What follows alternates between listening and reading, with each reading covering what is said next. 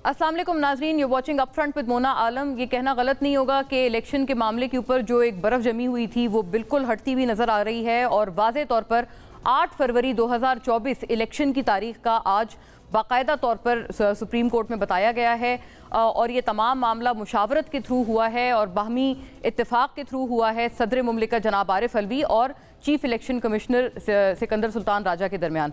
अब नाजरीन, ये जो मुशावरत है ये कल शुरू हुई और ये ऑब्वियसली कहना ज़रूरी है, जैसे हमने कल भी इस पर बात की थी कि ये पूरा सिलसिला मैंडेटेड था सुप्रीम कोर्ट की तरफ से, क्योंकि इससे पहले काफ़ी कोशिशें हुई थी सदर मुमलिकत की तरफ से कि वो मुलाकात करें, चीफ इलेक्शन कमिश्नर से मुशावरत करें, लेकिन उस वक्त तक चीफ इलेक्शन कमिश्नर इस मुलाकात से इनकारी थे। लेकिन सुप्रीम कोर्ट के अहकामात के बाद फौरी तौर पे उन्होंने ये मुलाकात की और इसमें ज़रा सी भी देर उन्होंने करना सही नहीं समझा और फिर इसके बाद आज जो समाअत हुई है उसमें बाकायदा तौर पर बड़े दिलचस्प रिमार्क्स एक तो नाज़रीन मौजूद अदालत की तरफ से मौसूल हुए हैं।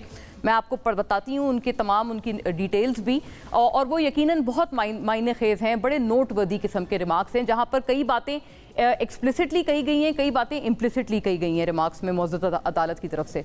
8 फरवरी की तारीख जबकि 11 फरवरी का इंतखाब किया गया था, 11 फरवरी कल जब हमने इसके ऊपर पूरा प्रोग्राम भरपूर अंदाज में किया था तो 11 तारीख जो है वो इलेक्शन कमिश्नर ने दी थी या इलेक्शन कमीशन की तरफ से तजवीज़ करदा थी, उसको 3 रोज़ पीछे किया है सदर मुमलिकत ने और उनके ऊपर उनकी अपनी भी जमात PTI की तरफ से भी बरमला तौर पर ये तनकीद आई और इससे पहले भी आती रही है और ख़ास तौर पर कल की समाअत के बाद ज़्यादा वो इस तनकीद की जद में आए कि अगर उनका मैंडेट था तो उन्होंने बड़े कॉन्फिडेंस के साथ इलेक्शन की तारीख का ऐलान क्यों नहीं किया। वहीं दूसरी तरफ नाजरीन PDM का मौक़िफ़ भी उतना ही बरमला था, जहां पर PDM भी उतना ही बुलंद व बांग अंदाज में ये कहते हुए नज़र आते थे कि सदर मुमलिकत का तो ये इख्तियार ही नहीं है, नए जो एक्ट वो लोग लेके आए हैं पिछली असेंबली के थ्रू उनके बाद।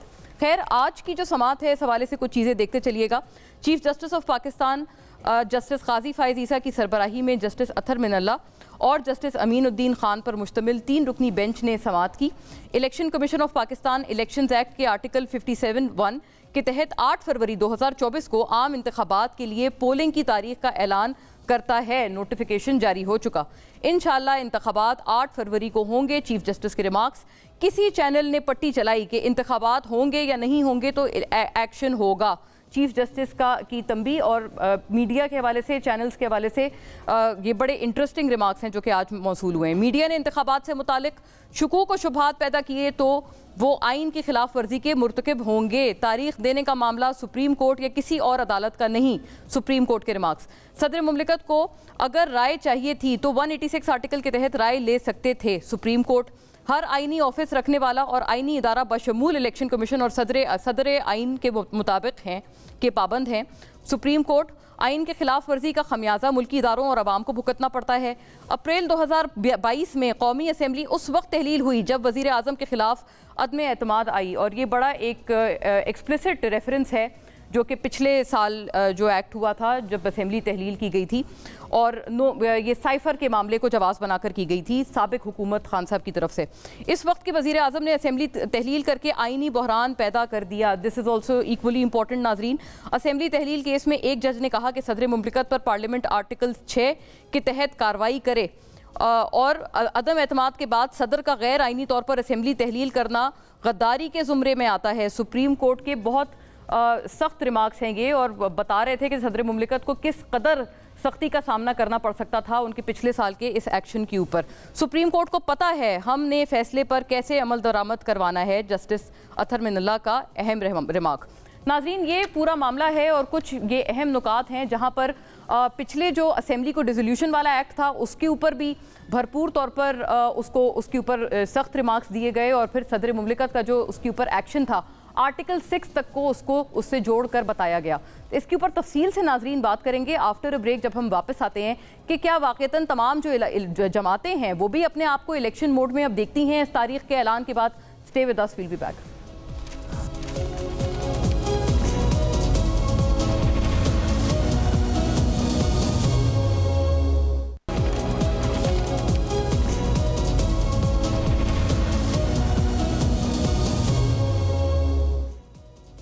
वेलकम बैक नाजरीन।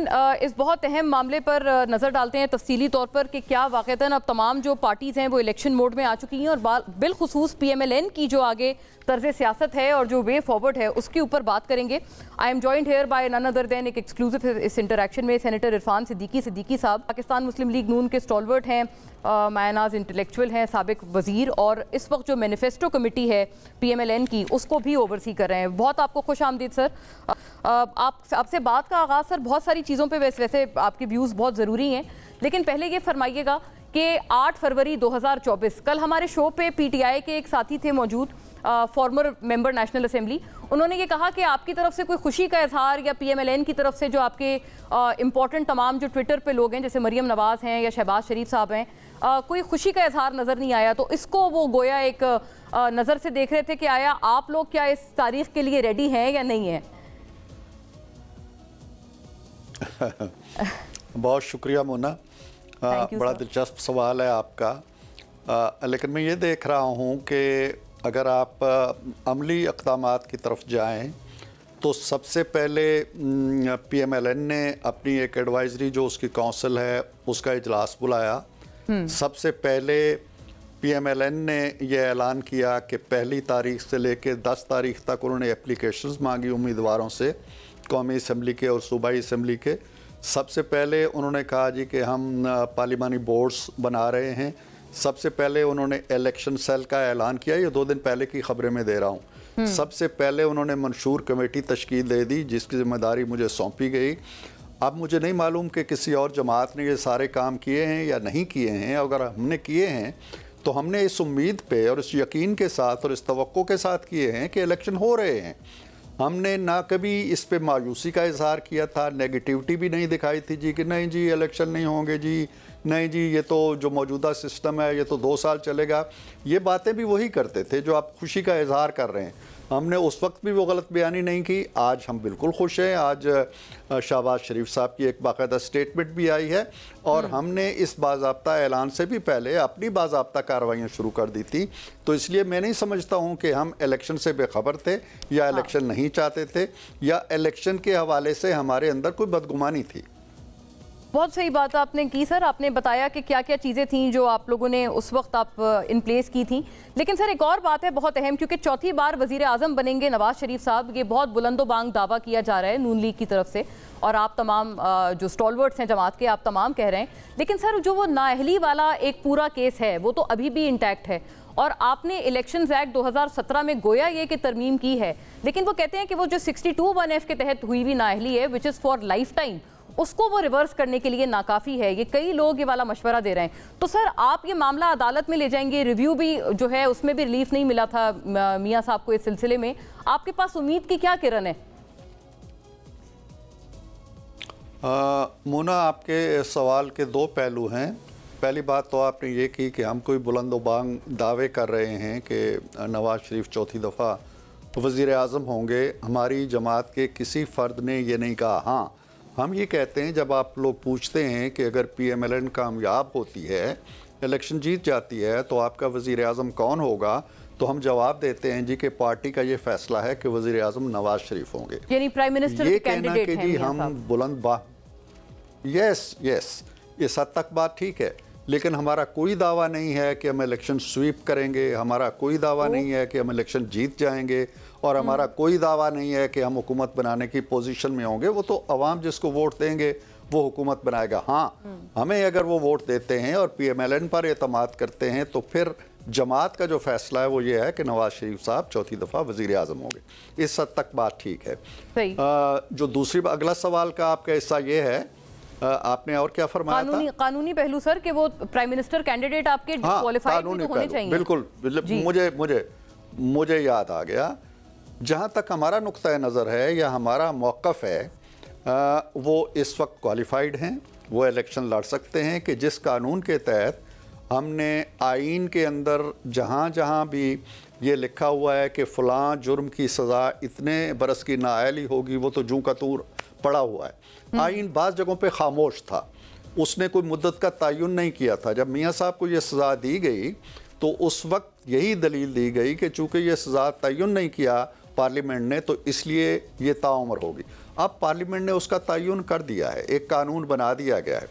जिस इलेक्शन लॉ का आप हवाला दे रही हैं वो फील्ड के अंदर है, वो फील्ड के अंदर इसलिए है कि उसे किसी ने कोर्ट में चैलेंज नहीं किया, लिहाजा हमारी दलील और हमारी तावील और हमारी तशरीह और हमारी ताबीर कानून की ये है कि वो मियाँ साहब पे लागू होता है। 5 साल उनके पूरे हो गए हैं और उनकी अहलियत पे हमें कोई शुबा नहीं है। लेकिन इरफान साहब हमें कानून में अदालत में जा एक अर्ज है सर आपसे, आप लेजिस्लेटर, आप बहुत मायनाज लेजिस्लेटर हैं, आप मुझसे बेहतर ये बात जानते हैं। जो अमेंडमेंट आपने की है पूरी चीज़ में, इलेक्शंस एक्ट में आपने कोई कॉन्स्टिट्यूशनल अमेंडमेंट तो नहीं है ये, और उसके लिए 2/3 अक्सरियत थी भी नहीं पिछली असेंबली के पास, सिर्फ ये एक एक्ट है जो कि एक्ट के अंदर, एक पिछले एक्ट के अंदर तरमीम की गई है। तो आपको लगता है कि सुप्रीम कोर्ट, एपेक्स कोर्ट का फैसला, जिसके ऊपर नजरसानी दरख्वास्त में भी PMLN को पहले रिलीफ ना मिला, उससे ये चीज़ एक बहुत उसके कंपैरिजन में ये छोटी चीज़ है कि इलेक्शंस एक्ट की वो भी एक तरमीम है जो कि 2/3 असेंबली ने भी नहीं की है, कोई कॉन्स्टिट्यूशनल अमेंडमेंट तो नहीं है। आपने कहा कॉन्स्टिट्यूशन खामोश है, तो कॉन्स्टिट्यूशन में आपने एड ऑन तो नहीं की ना सर, आपने तो सिर्फ एक एक्ट में तरमीम की। देखें, कॉन्स्टिट्यूशन खामोश है और कॉन्स्टिट्यूशन में अगर कोई चीज़ ऐड ऑन की है तो वो एक ख़ास जहन रखने वाले जजों ने की है।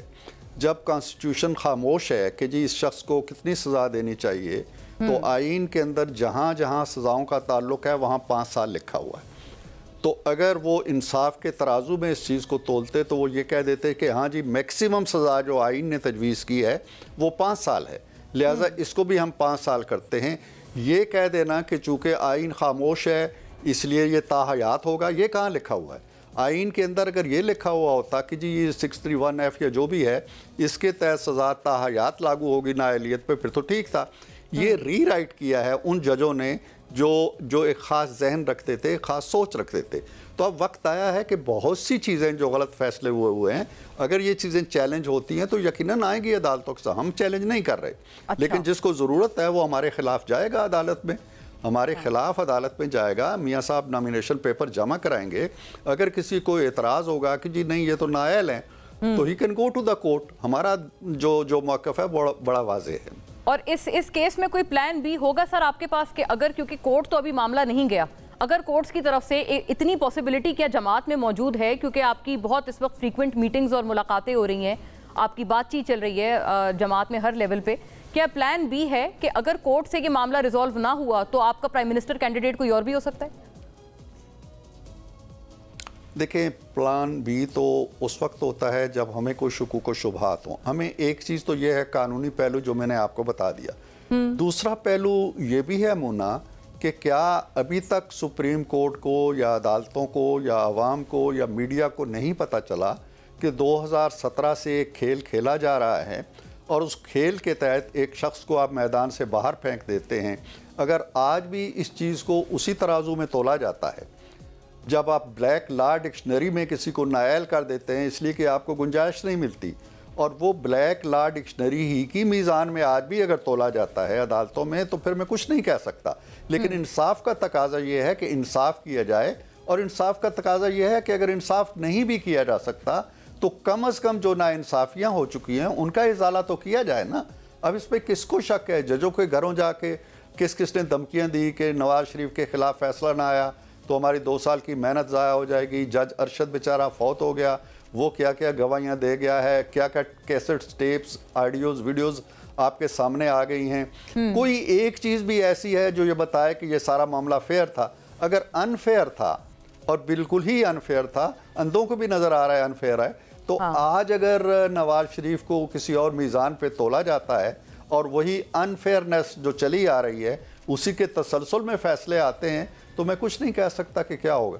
अच्छा, ये आपने अहम बात की। आपने कहा प्लान बी तो नहीं है कि आपके प्राइम मिनिस्टर के कैंडिडेट कोई और हो, लेकिन आपको इस बात पे बहुत कॉन्फिडेंस है जमात को कि जिस लेवल की अनफेयरनेस हुई है वो रिवर्स होगी।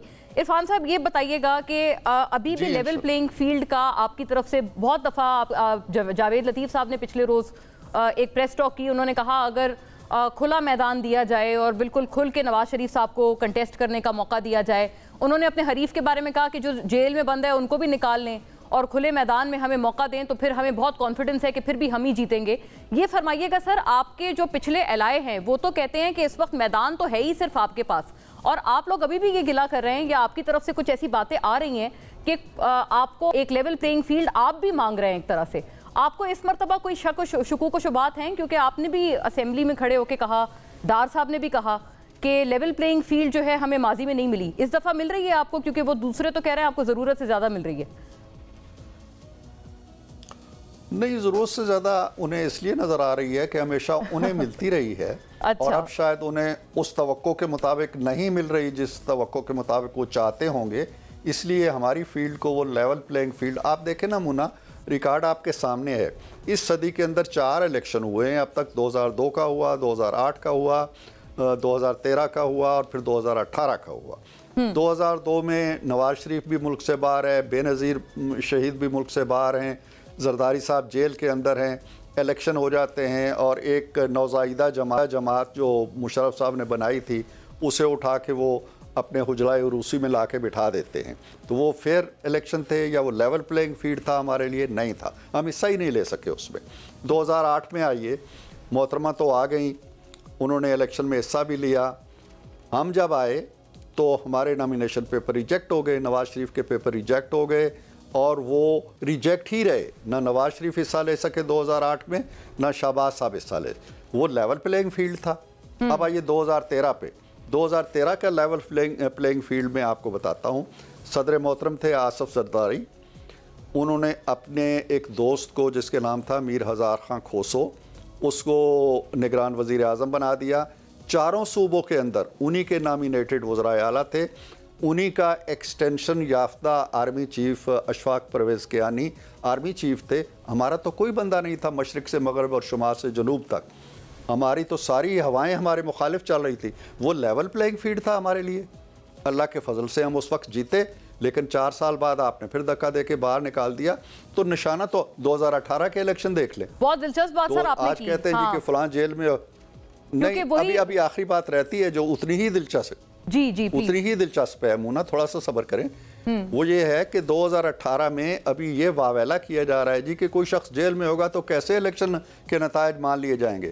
پوچھو کہ 2018 سے 2022-23 تک جو آپ نے حکومت کی ہے تو اس وقت کہاں تھا نواز شریف, اس وقت کہاں تھی مریم؟ اڈیالہ جیل میں بند پڑے ہوئے تھے. صحیح بات. اسی جیل کے اندر پڑے ہوئے تھے. تو اس لیے یہ مت کہیں, تاریخ کو, تاریخی حقائق کو مت جھٹلائیں. نواز شریف کو اس صدی کے اندر صرف ایک الیکشن میں حصہ لینے کا موقع دیا گیا, وہ تھے 2013 جس میں وہ جیتا, تھمپنگ میجارٹی سے جیتا. پھر بھی آپ کو آپ نے کہا کہ جو اسٹیج سیٹ تھا وہ آپ کے خلاف تھا, اور زرداری صاحب کیا آپ کہہ رہے ہیں کہ ان کے تمام لوگ تھے وہاں پر. یہ آپ نے بڑی اہم بات کی, کیونکہ وہی زرداری صاحب آج کل کہہ رہے ہیں, بلکہ بلاول صاحب بہت آپ کو پتہ ہے کہ ایکسپلیسٹلی ایسے بیانات, بولڈ سٹیٹمنٹس دے رہے ہیں کہ ابھی اس وقت جو ہے وہ ساری چیزیں آپ کی ہیں اور سارے وزرائے اعلیٰ بھی آپ کے ہیں, اور ہاں وہ لوگ ابھی یہ بات اس صدی میں آپ کے حوالے سے کہہ رہے ہیں. جی مونا, میں ایک چیز ایڈ کر دوں. میرا اپنا مطالعہ ہے, مشاہدہ ہے, تجربہ ہے. آپ بھی ماشاءاللہ ایک عرصے سے میڈیا سے وابستہ ہیں. یقین جانیے کہ جو کیئر ٹیکرز ہوتے ہیں, جن کو ہم نگران کہتے ہیں, وہ کچھ بھی ہو جائیں, آج سارے کے سارے نگران اگر نون کے لگا دیے جائیں نا تو نون کو کوئی فائدہ نہیں دے سکتے. سارے کے سارے نگران جس طرح 2013 میں زرداری صاحب کے تھے, پیپلز پارٹی کے تھے, آج بھی 2013 میں لگا دیے جائیں تو انہیں کوئی فائدہ نہیں دے. اس لیے یہ دلیلیں بیکار ہیں. انہیں فوکس کرنا چاہیے الیکشن پہ. ہوتا کیا ہے, ہوتا یہ ہے مونا کہ جب الیکشن ہو جاتے ہیں نا اور کوئی ہار جاتا ہے تو پھر وہ دلیل دیتا ہے, جی لیول پلینگ فیلڈ نہیں ملا, جی دھاندلی ہو گئی, جی آر او الیکشن تھا, جی یہ وہ. لیکن جب الیکشن 3 مہینے دور ہوں اور پہلے سے آپ یہ باتیں کہنے لگتے ہیں نا, تو آپ کی انگلیاں شاید عوام کی پلس پہ ہوتی ہیں. آپ کو پہلے سے اندازہ ہو جاتا ہے کہ ہم ہار رہے ہیں. لہٰذا وہ ہارنے کی دلیلیں جو آپ کو ہارنے کے بعد دینی چاہیے تھی, آپ شکست کی پیش بینی کرتے ہوئے بہت پہلے دینے لگتے. بہت خوب. مطلب آپ نے یہ والی بات اپنے سابق الائے کے حوالے سے بھی کی کہ ان کو لگ رہا ہے پیپلز پارٹی کو کہ وہ ہاریں گے, and they'll not make it as such. Irfan صاحب, آخر میں یہ فرمائیے گا, یہ جو منشور کے حوالے سے کمیٹی ہے, کس منشور کے ساتھ اب پی ایم ایل این اترے گی؟ کیونکہ آئی تھنک احتساب والا نعرہ تو اب سائیڈ میں رکھا ہے.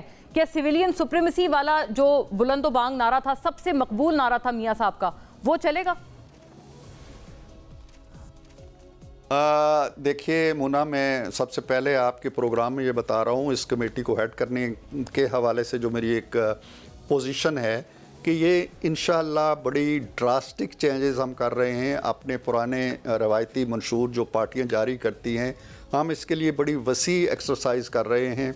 हमारा राब्ता आप लोगों से हो रहा है, हमारा राब्ता इंडस्ट्रियलिस्ट से हो रहा है, ताजरों से हो रहा है, हर तबके डॉक्टरों से हो रहा है, इंजीनियरों से हो रहा है, वकला से हो रहा है, किसानों से हो रहा है। हम हर एक की राय ले रहे हैं। और मियाँ साहब की दो चीज़ें बड़ी वाज़े तौर पे उन्होंने हिदायत की है कि कोई रेटरिक नहीं होना चाहिए, सिर्फ वो चीज़ें लाएं जो प्रैक्टिकल हैं और जिनको हम कर सके, इम्प्लीमेंटेशन जिनकी हो सके।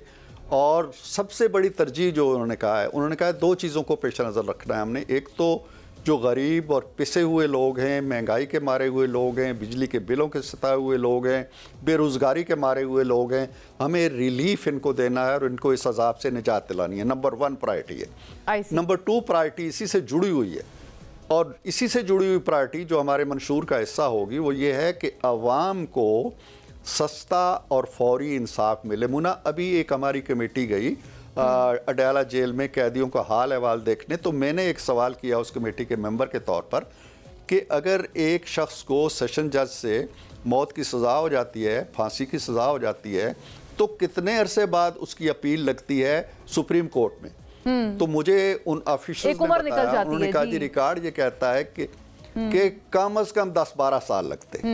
ये जुल्म है, ये ज्यादती है कि 12 साल बाद आप कहते हैं कि नहीं ये तो। जी हाँ, हमारा बहुत फोकस होगा इस निज़ाम के ऊपर। और प्लस जो अडयाला में सर और किसी से तो मुलाकात नहीं हुई आपकी फिर जब आप गए हैं? ये पहले की बातें हैं, उस वक्त वहाँ कोई ऐसी बड़ी शख्सियत थी नहीं। हाँ जी ठीक है, राइट सर, बहुत शुक्रिया आपके वक्त का। Thank you for gracing the show. नाजरीन, इरफान सिद्दीकी साहब बहुत सारी हमारे साथ इस सेगमेंट में उन्होंने की हैं और इन टाइम्स टू कम अपना अज़म भी बताया है कि किस मैनिफेस्टो और किस विजन के साथ ये इलेक्शंस में PMLN उतरना चाहते हैं। आफ्टर अ ब्रेक नाजरीन stay with us.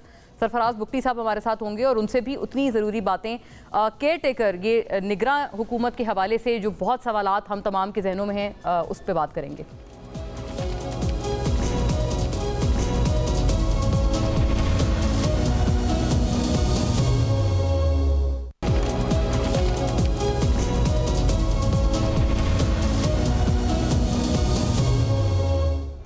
Welcome back नाजरीन। बहुत अहम मामला अफगान रेफ्यूजीज़ को लेकर, क्योंकि जो इनखला के लिए वक्त दिया गया था, डेडलाइन दी गई थी निगरां हुकूमत की तरफ से, वो तो ख़त्म हो गई है और अब इसके बाद एक्शन बाकायदा किया जा रहा है जो कि डॉक्यूमेंटेशन के बगैर अफगान सेटलर्स हैं या पाकिस्तान में अफगान बाशिंदे हैं।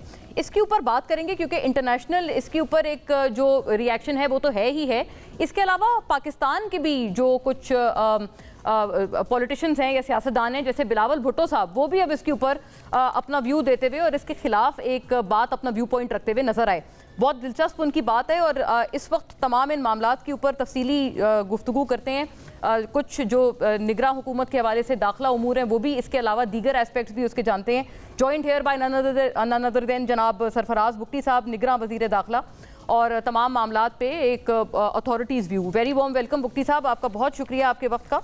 मैं आपको पहले बिलावल साहब की बात सर सुनाती हूँ क्योंकि इंटरनेशनल कम्युनिटी का तो आप मेरे से बेहतर जानते हैं कि वो लोग कह रहे हैं कि जी ये जो रेफ्यूजीज़ का पैक्ट है उसकी रिस्पेक्ट की जाए और बैनुल-अक़वामी जो रेफ्यूजी लॉ है उसकी रिस्पेक्ट की जाए। ज़ल्मे खलीलज़ाद ने भी ट्वीट किया है आज, लेकिन बिलावल साहब ने आज क्या कहा है ये प्लीज़ सुनिएगा। इशू है इस पे पाकिस्तान पीपल्स पार्टी के मौक़िफ़ काफ़ी देर से वाज़ेह हैं और कोई किसी भी इलीगल काम हो कोई जमात उसके साथ नहीं दे सकते हैं, मगर जो इस वक्त हो रहा है और जिस तरीके से ये कदम उठाया जा रहा है उस पे मेरा ख्याल में तबसरा हो सकता है कि इंसानी हकूक़ के बारे में पाकिस्तान पीपल्स पार्टी ख़ास तौर पे हमारा ह्यूमन राइट्स पे हमारा एक बहुत सख्त मौक़िफ़ है। जी बुगटी साहब, ह्यूमन राइट्स की खिलाफ वर्जी तो नहीं हो रही? बिलावल साहब को इस बारे में एप्रीहेंशन है ये अफगान इमिग्रेंट्स के मामले को लेकर? देखिए, उन्होंने अपने इंट्रो में कहा है he is very respectable to us कि वो इलीगल काम को सपोर्ट तो नहीं कर सकते, तो यकीनन हम इलीगल एलियंस के ख़िलाफ़ जा रहे हैं। या आप भी अपने इंट्रो में अफ़गान कह रही थी, ये अफ़गान स्पेसिफिक नहीं है। आप ये मिसपरसेप्शन जो फैली हुई है یہ ایلیگل ایلینز ہیں، وہ کسی بھی ملک سے ہوں. اب بدقسمتی سے زیادہ تعداد ان کی افغان کی ہے. اگر وہ برازیلینز ہوتے تو ہم برازیل کا نام لیتے. تو اب جہاں تک رہی ہیومن رائٹس کی بات، ہم نے بڑا کلیئر کٹ ڈائریکشنز دی ہوئی ہیں کہ کسی قسم کی مین ہینڈلنگ جو ہے وہ نہیں ہوگی. ان کو بڑی عزت کے ساتھ، ڈگنیٹی کے ساتھ، ہمارے کلچرل نارمز کو سامنے رکھتے ہوئے ان کو واپس بھیجا جائے گا. کل ہمارا پہلا دن تھا، ہمارے پاس شکایتیں آئیں، ہم نے ان شکایتوں کے لیے ایک سیل بنایا ہوا ہے. اس سیل میں ہم ایکشن کرتے ہیں اور تمام لوگ جو ہیں روزانہ اس پر ایک ہائی لیول کی میٹنگ ہوتی ہے. تو میرا نہیں خیال کہ اس پہ کوئی ہیومن رائٹس کی وائلیشن ہو رہی ہے.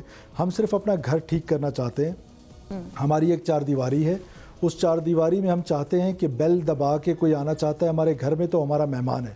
جب کوئی نقب لگا کر آئے گا، جب کوئی چھلانگ مار کے آئے گا تو ظاہر ہے وہ پھر اس کو ایز اے مہمان تو ٹریٹ نہیں کریں گے، اس کو پریس پاسر کی طرح گویا دیکھا جا رہا ہے. اور پھر یہ مہاجرین کے بارے میں تو ہے ہی نہیں ہمارے. دیکھیے یہ مہاجرین کے اگینسٹ تو ہے نہیں، ریفیوجیز کے اگینسٹ تو نہیں ہے. ریفیوجیز تو جتنے بھی ہیں وہ ہمارے پاس رجسٹرڈ ہیں اور وہ ہمارے پاس موجود ہیں. ان کو تو ہم رسپیکٹ 40 سال سے پاکستان دنیا کا واحد ملک ہے جس نے اتنی بڑی تعداد میں ریفیوجیز کو ہینڈل کیا ہے، ان کے ساتھ اپنا بریڈ اینڈ بٹر شیئر کیا ہے، ان کے ساتھ اپنا سوشل فیبرک شیئر کیا ہے. اب ہم تو صرف ایلیگل ایلینز کے اس فیز میں، ظاہر ہے ایک فیز ایسا ہے کہ اب آپ پیچھے اگر جائیں تو یہ کون لوگ تھے جو پاکستان میں آئے؟ یہ وہ لوگ تھے، ریفیوجیز وہ تھے جب افغانستان میں خانہ جنگی ہوئی، افغانستان میں لڑائی ہوئی. اب تو افغانستان میں کوئی جنگ نہیں ہو رہی، اب تو افغانستان از اے پیسفل کنٹری. صاحب مجھے اگر اجازت دیں میں آپ سے واپس جائیں جہاں ان کا گھر ہے. میں آپ سے ایک سٹیٹ شیئر کرنا چاہتی ہوں، کیونکہ آپ نے کہا کہ جب خانہ جنگی چل رہی تھی اس وقت کے یہ لوگ ہیں جو پناہ لینے کے لیے پاکستان آئے تھے افغانستان سے. لیکن ایک سٹیٹسٹک کے مطابق 2021 میں جب یہ افغانستان میں افغان حکومت آئی اور طالبان گورنمنٹ آئی، اس وقت بھی 6 لاکھ لوگ، مطلب تب بھی 6 لاکھ لوگوں کو لگا کہ ان کو پناہ لینے کی کسی اور ملک میں ضرورت ہے، تو تب بھی اس نمبر کے لوگ پاکستان آئے. تو یعنی کہ یہ صرف خانہ جنگی تک نہیں تھا محدود، طالبان گورنمنٹ کے بعد بھی کچھ لوگوں نے اپنے آپ کو وہاں انسیف محسوس کیا. تو اس لیے that is why hence using the word Afghan immigrants in Pakistan. دیکھیے گزارش سنیں میری، انڈرسٹینڈ کریں کہ جب ایگزٹ ہو رہا تھا نیٹو فورسز کا، انیشلی میرے جیسا جو طالب علم ہے سیاست کا، تاریخ کا، ہم بھی یہ سمجھ رہے تھے کہ بڑا بلڈ شیڈ ہوگا، بیکاز افغان فورسز پہ ٹریلین آف ڈالرز خرچ کیے گئے تھے. وہ رزسٹ کریں گے کابل میں، جب رزسٹ کریں گے تو اس کی صورت میں ایک جنگ کی صورت ہوگی، اور جب جنگ کی صورت ہوگی تو ظاہر ہے لوگوں کے دماغ میں بھی یہی تھا کہ ایک جنگ ہوگی. جبکہ وہ تو ایک پیسفل ٹرانزیشن ہو گیا اور اللہ نے بڑا رحم کیا، جنگ نہیں ہوئی. کوئی جنگ تو اچھی چیز ہے نہیں. تو وہ لوگ تھے جو یہ سمجھے تھے کہ ایک جنگ سی صورتحال ہوگی، کیونکہ ماضی میں انہوں نے جنگ کو دیکھا ہوا تھا اور اس وجہ سے وہ آئے تھے. آج آپ دیکھیں جب ڈرائیو شروع کی تو تقریباً 1,60,70,000 لوگ والنٹیرلی واپس گئے. تو دیٹ مینس کہ یہ وہ لوگ تھے جو یہ سمجھے تھے کہ وہاں جنگ ہوگی، ابھی جنگ نہیں ہے تو واپس جائیں. ابھی تو افغانستان میں کوئی ایسے حالات نہیں ہے کہ کوئی کشت خون ہو رہی ہو. لیکن سر مفتی صاحب آپ مجھ سے بہتر جانتے ہیں کیونکہ آپ کا تعلق چونکہ بلوچستان سے ہے. یہ بھی کہتے ہیں طالبان حکومت نے اپنے وعدے وفا نہیں کیے، جیسے خواتین کو لے کر تھے، تمام جو ان کے دھڑے تھے ان سب کو مل کر لے کر چلنے کے تھے، اقلیتوں کے حوالے سے تھے.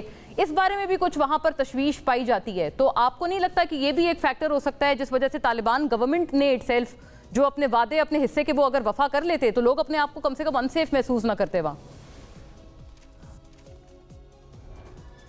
دیکھیے افغانستان ایک علیحدہ ملک ہے، پاکستان ایک علیحدہ ملک ہے. وہ وہاں پر کیا پالیسی رکھنا چاہتے ہیں، کون سی طرز حکمرانی رکھنا چاہتے ہیں، یہ ان کی چوائس ہے اور ان کے لوگوں کی چوائس ہے. ہم پاکستان میں کیا چاہتے ہیں یہ ہماری چوائس ہے. ہم کانسٹیٹیوشن کے تحت اس پاکستان کو چلانا چاہتے ہیں. ہم یہ سمجھتے ہیں کہ افغانستان اپنے ایشوز خود ہینڈل کرے، ہمیں اپنا گھر ٹھیک کرنے دیں، چاہے وہ اسمگلنگ کے حوالے سے ہو، چاہے وہ ایلیگل ایلینز کے حوالے سے ہو، چاہے وہ ہماری انٹرنل جو سیکیورٹی ہے، ٹیررزم ہے، اس کے حوالے سے ہو. تو ہم اپنا گھر ٹھیک کرنا چاہتے ہیں. افغانستان اپنے گھر کو ٹھیک کرے، جیسے چلائے، جس مرضی طریقے سے چلائے. ہمارا بزنس پاکستان تک ہے، ہمارا بزنس افغانستان میں نہیں ہے. وہ خواتین کے ساتھ کیا سلوک کرتے ہیں وہ افغانستان کا مسئلہ ہے. ضرور ہماری خواہش ضرور ہوگی، لیکن ایک وعدہ جو ہمیں ڈائریکٹلی ہٹ کرتا ہے وہ وعدہ وہ تھا جو دوحہ ایگریمنٹ میں تھا کہ ان کی سلطنت، ان کی زمین کسی اور ملک کے خلاف استعمال نہیں ہوگی. तो उस वादे पे हमारा यकीन है और हमारा अब भी अफगानिस्तान। लेकिन मेरा अर्ज ये मुफ्ती साहब कि वहाँ से भी तो संगीन नताइज की फिर धमकियाँ आ रही हैं और रेपरकशंस की धमकियाँ आ रही हैं, जैसे मुल्ला याकूब का भी बयान था। तो इस तरह की चीज़ों को आप कैसे देखते हैं? ये बैकलैश तो आ रहा है ना इन तमाम चीज़ों पे, जब आप कह रहे हैं हम अपना घर ठीक कर रहे हैं या हाउस इन ऑर्डर कर रहे हैं, रद्द अमल तो आ रहा है वहाँ से।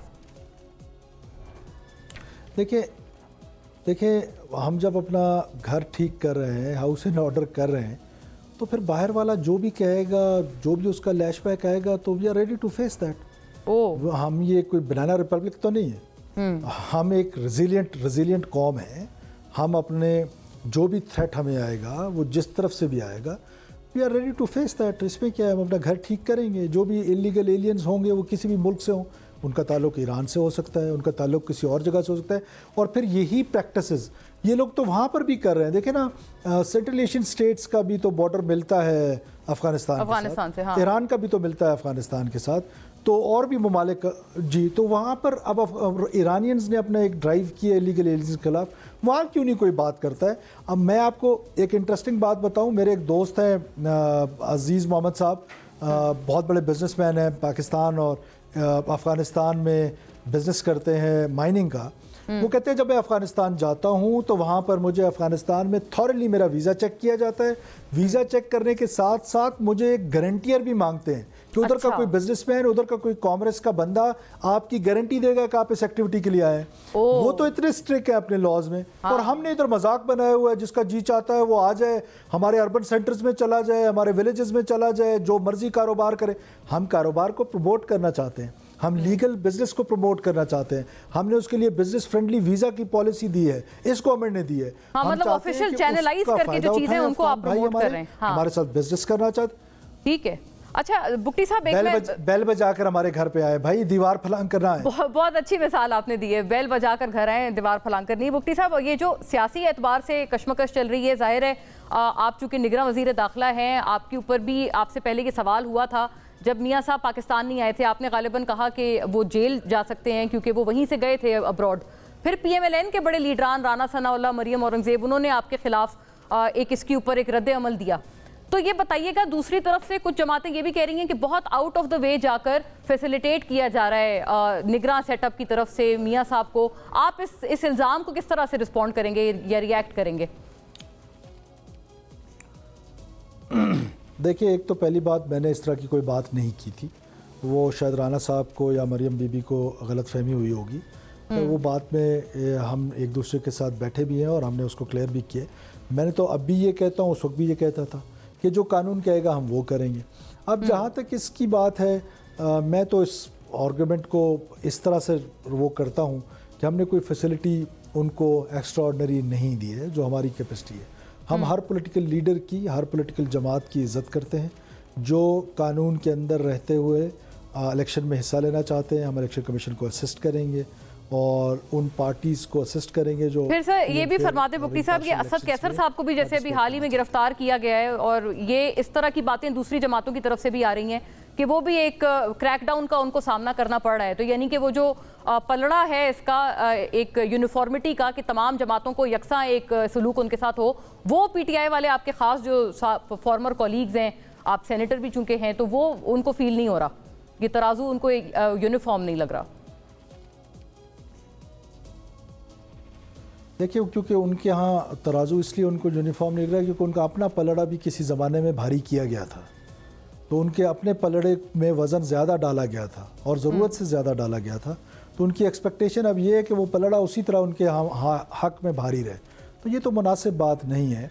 और हाँ, 9 मई के हवाले से, बिकॉज़ देखें, वो हम समझते हैं कि पाकिस्तान के ख़िलाफ़ एक ऑर्गेनाइज्ड साजिश की गई है। उस ऑर्गेनाइज्ड साजिश के में जो लोग बिलवास्ता या बिलावास्ता शामिल थे, उनके लिए तो कोई हमदर्दी कम से कम रियासत पाकिस्तान में या हुकूमत के ओहदेदारों में कहीं पर नहीं है। सर, कोई सबूत मिल गए कि चेयरमैन ही उस मुतलका पार्टी के उसमें मास्टरमाइंड थे उस साजिश में, या कोई उसके बाहर से ताने बाने मिलते हैं? ये सबूत कुछ मौजूद है निगरान हुकूमत के पास? आखिर में सिर्फ आपके चंद अल्फाज इस पे आ जाए, मैं वाइंड अप करूंगी फिर। देखिए, सर्कमस्टांशियल एविडेंसेस जो है वो तो हमेशा से आए हैं। मैं एक एग्जांपल देता हूँ आपको। 9 मई को जब खान साहब अरेस्ट हुए तो वो जेल में गए, तो सुप्रीम कोर्ट के हुक्म के मुताबिक उनको पुलिस लाइंस में रखा गया, जो कि आज तक किसी मुलजिम को ऐसे नहीं रखा गया, लेकिन क्योंकि हुक्म था तो उनको रखा गया।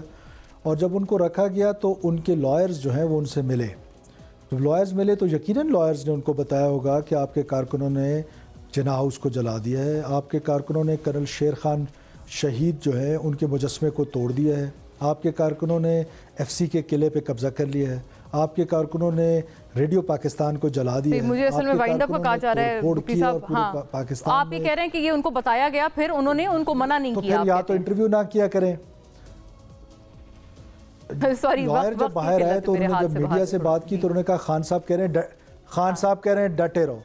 अच्छा, खान साहब कह रहे हैं डटे रहो, तो उसका क्या मतलब था? हाँ, सही बात है। ये बहुत अहम एक बात आपने हमसे शेयर की है। Thank you so much Sarfaraz Bugti साहब, आपने बड़ी अहम, मैं समझती हूँ, आज रेवलेशन हमसे शेयर की है प्रोग्राम पे। इंशाल्लाह नाज़रीन, सी यू अगेन। अल्लाह हाफिज़।